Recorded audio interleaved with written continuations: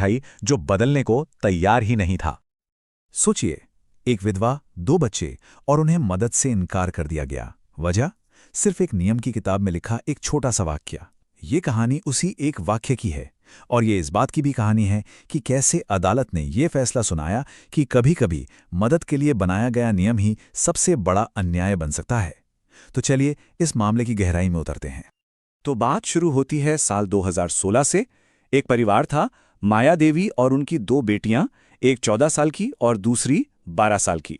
उनकी दुनिया ही उजड़ गई थी क्योंकि उन्होंने अपने पति और पिता गुरमैल सिंह को खो दिया था। गुरमैल सिंह ही घर चलाने वाले अकेले शख्स थे, और उनके अचानक चले जाने से परिवार पर मुसीबतों का पहाड़ टूट पड़ा। पैसों की तंगी तुरंत आ खड़ी हुई। माया देवी ने मदद के लिए बैंक की एक पॉलिसी का दरवाजा खटखटाया, जो बनी ही ऐसी मुश्किल घड़ियों के लिए थी। लेकिन हैरानी की बात यह है कि 1 हफ्ते के अंदर ही उनकी अर्जी खारिज कर दी गई। तो सवाल ये उठता है कि आखिर उन्हें मना क्यों किया गया? बैंक ने अपनी एक स्कीम का हवाला दिया जिसका नाम था scheme for appointment on compassionate grounds in exceptional cases. मतलब सिर्फ असाधारण मामलों में ही अनुकंपा के आधार पर नौकरी दी जा सकती थी। और यही वो क्लॉज था, वो नियम था जिसने उस परिवार को मदद के लिए अयोग्य ठहरा दिया। मतलब असल में क्या हालात हैं, परिवार पर क्या बीत रही है, इससे नियम को कोई लेना देना नहीं था। नियम बस अपनी जगह पर अड़ा हुआ था, एकदम कठोर। तो हुआ ये कि गुरमेल सिंह ने जो इतने साल बैंक की सेवा की और उनकी जो उम्र थी, वही उनके परिवार के लिए मुसीबत बन गई। बैंक के नियमों के हिसाब से परिवार की असली आर्थिक हालत क्या है, ये देखना जरूरी ही नहीं था। क्यों? क्योंकि वो उस असाधारण मामले की किताबी परिभाषा में फिट नहीं हो रहे थे। अब जब ये नियम एक दीवार की तरह सामने खड़ा हो गया, तो माया देवी ने हार नहीं मानी।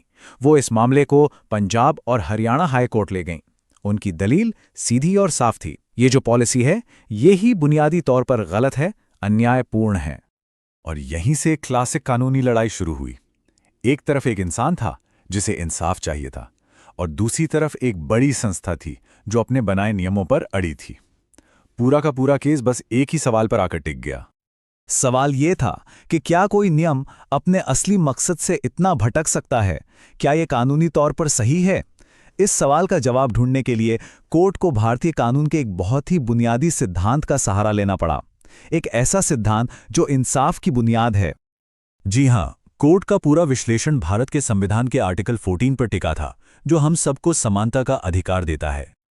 अब देखिए, कानून अलग अलग ग्रुप्स के लिए अलग अलग हो सकते हैं, इसमें कोई दिक्कत नहीं है। लेकिन ये जो फर्क किया जाता है, जिसे कानून की भाषा में क्लासिफिकेशन कहते हैं, उसे एक बहुत जरूरी कानूनी टेस्ट पास करना होता है। तो इस केस में सबसे जरूरी बात यह थी कि बैंक का नियम तभी सही माना जाता जब वो जो फर्क कर रहा था, मतलब जिनकी नौकरी के शुरू में मौत हो गई और जिनकी बाद में हुई, इस फर्क का सीधा सीधा कोई ताल्लुक उस असली मकसद से होता, यानी अचानक मुश्किल में आए परिवारों की मदद करना। तो जज साहब ने इसी 2 भाग वाले टेस्ट को सामने रखा और बैंक के नियम को परखा। उन्होंने इस बात पर फोकस किया कि आखिर ये अनुकंपा नियुक्ति वाली पॉलिसी बनाई ही क्यों जाती है, इसका असली मकसद क्या है। कोर्ट ने एक बार फिर ये बात साफ की कि इस पॉलिसी का मकसद किसी की लंबी सर्विस को इनाम देना नहीं है। इसका असली और एकमात्र मकसद है उस परिवार को फौरन राहत देना जिसने अपना कमाने वाला सदस्य खो दिया है। और जज ने यही पाया कि बैंक का नियम इस निष्पक्षता के टेस्ट में पूरी तरह फेल हो गया। क्यों? क्योंकि किसी कर्मचारी ने कितने साल काम किया, इसका इस बात से कोई लेना देना नहीं है कि उसकी मौत के बाद उसका परिवार कितनी बड़ी आर्थिक तंगी में होगा। कोई लॉजिक ही नहीं है। और ये जो फैसला आया वो कोर्ट की ताकत को दिखाता है। देखिए, कोर्ट ने सिर्फ माया देवी के लिए फैसला नहीं दिया, बल्कि उस नियम के उस हिस्से को ही जड़ से उखाड़ फेंका, उससे गैर संवैधानिक घोषित कर दिया, क्योंकि वो आर्टिकल 14 का उल्लंघन कर रहा था। तो ये फैसला सिर्फ एक परिवार की जीत नहीं है, बिल्कुल नहीं। ये उससे कहीं बढ़कर है। ये हमें नियमों और इंसाफ के बारे में एक बहुत जरूरी बात याद दिलाता है।